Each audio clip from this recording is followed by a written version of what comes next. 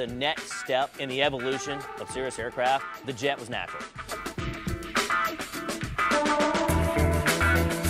Welcome to Cirrus Aircraft and the Cirrus Vision Jet updates. We're going to do things a little bit different for this update. We're going to bring the engineers to the airplane and actually show you what we've been doing the last several months and give you a peek at what we've got coming up ahead.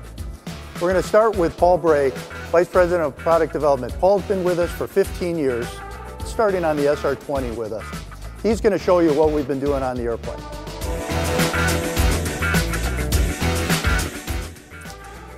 I'm pretty excited to be here and talk about the airplane a little bit and about the program. This has been a pretty good year for us. We made a lot of progress in 2010. We intend to make a lot more in 2011. We've got some 350 flight hours on this airplane now. We call it V1. This is the airplane that we've used to validate the performance and the stability and control. This year alone, 128 flights. That's some 2.5 flights a week. I would call that an active flight test program. An area where we made some big progress this year is right here. This is where the parachute's going to come out of the airplane. In August last year, we did prototype testing on a scaled parachute, and we've characterized the performance of that parachute, and we are ready to move ahead with the recovery chute that you'll see coming out of there on the future airplane.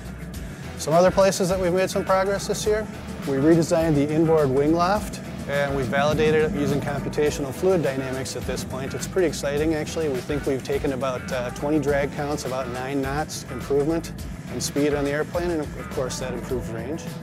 In addition, we've characterized the rest of the wing performance here. To improve the roll control and crosswind control, we're looking at extending the aileron span a little bit, and we will bring it out into the tip and redesign the tip a little bit. In addition, we've increased the chord on the trim tab, which improves the pitch performance and gives us a lot better landing performance at this point. So we've made a lot of changes to the airplane. We think we have the type design set for aerodynamics and performance. And the next thing we're going to do is we're going to have our chief engineer, Dave Rathman, come out and talk about some of the systems improvements we've made on the airplane and where that design is going.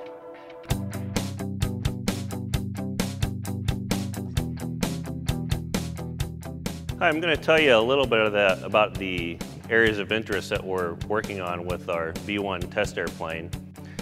Some of the things you can see on the outside of the airplane, some of the things are on the inside that are kind of hard to show. We're looking at ice buildup on the nose, or ice accretion, and we're also looking at it on the windshield.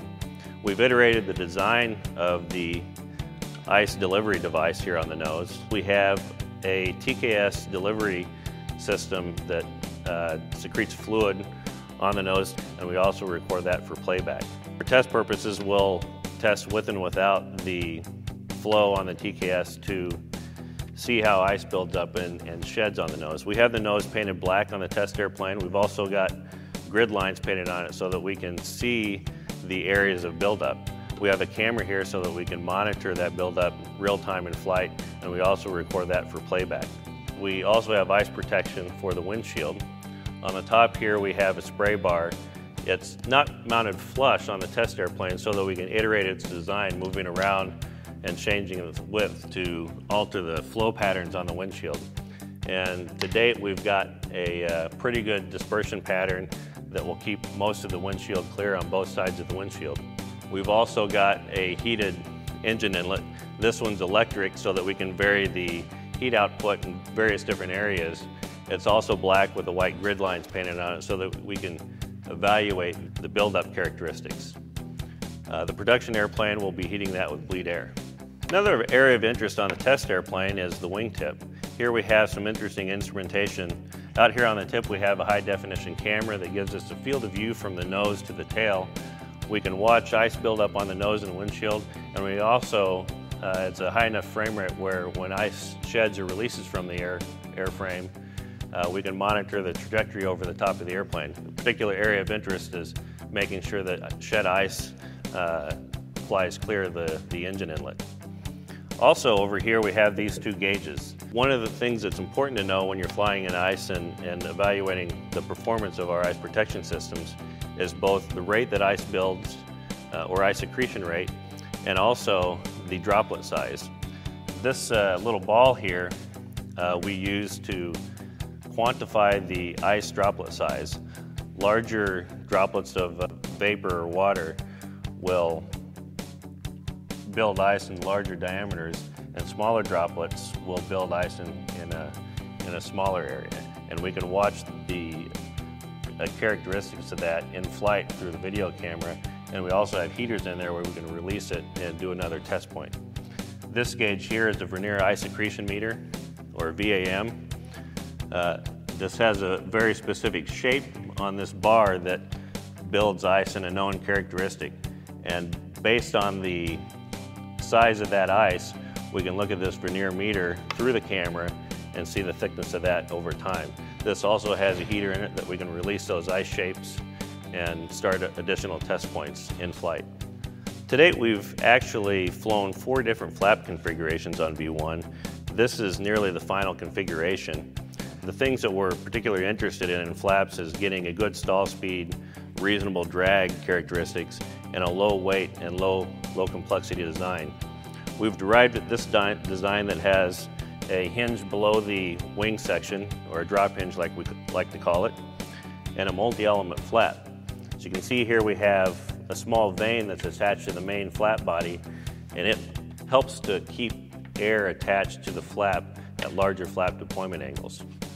Okay, on the test airplane, you can see that we have these releasable egress doors that will release in flight in an emergency. On the production airplanes, we'll have a 2-piece lower air stair door, clamshell door. Recently, we've completed some full-scale pressure vessel testing where we've pressurized the fuselage section to limit pressure, and we're starting to evaluate door seal design, details, and door latching mechanism. In addition to flight testing our V1 test airplane, our engineers are also very busy with detailed design on the airframe, systems, and systems integration. To talk a little bit more on flight testing, I'd like to introduce Chief Flight Test Pilot Mike Stevens.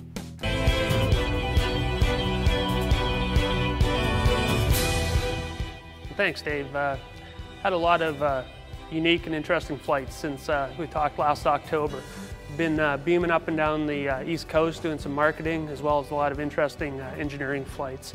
Been able to operate our V1 prototype in a lot of different weather and through a lot of different airports. East Coast, very interesting to fly the personal jet in a real world environment, getting out of the traffic pattern. So flying the SF50 prototype in many respects is very similar to flying a Cirrus SR22, which I've been privileged to fly with for over 10 years now. Getting in the SF50, once you're strapped in, you can tell ergonomically it's a Cirrus, and then from there on, some of the differences are quite interesting. Starting the engine, there's nothing to it. It's all FADEC controlled. You just hit the key, count to about 10, and it's up and running.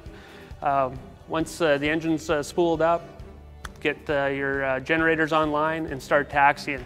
We use the cast ring nose wheel on the SF50, similar to the SR22. The SF50 actually has a centering mechanism on the nose wheel that makes it a lot easier to keep going in a straight line and requires a lot less brake action than you would find in the SR22.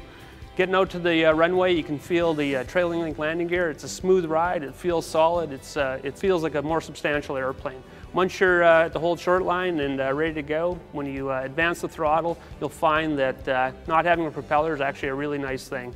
The airplane accelerates straight down the runway, and at about 75 to 80 knots, when you think it's time to fly, you rotate, pitch up to a similar attitude that you're used to in the SR22, gear up, flaps up, and you're on your way uphill maybe at 2,500 feet per minute. 18 minutes later, you should be at about 28,000 feet, set your cruise power, and away you go. It should be 300 knots and kick back with the autopilot on, listen to some music. Terminal environment, if you want, you can fly it fast or you can fly it slow with the SF50. Our VMO is about 250 knots, so if you go charging into an unfamiliar area, things can happen pretty fast. In the traffic pattern, the SF50 is great. You can slow down maybe 120 knots on downwind, 100 knots on base, about an 80 knot final. So once you're established on final, it's a very similar sight picture as you would see in the SR22. Landing the airplane is no problem. Touchdowns usually about 65 knots, and it's very easy to operate out of a 3,000-foot runway. We tend to operate this airplane fairly heavy because of all the test equipment in it.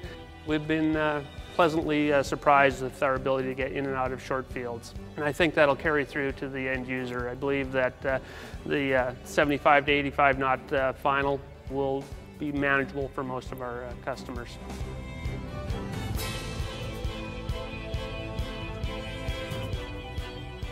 Thanks for spending a few minutes with us today. As you can see, there's a lot of exciting things happening here, both on the Vision Jet and throughout the company. So look forward to seeing you again soon on our next Vision Update. Thank you.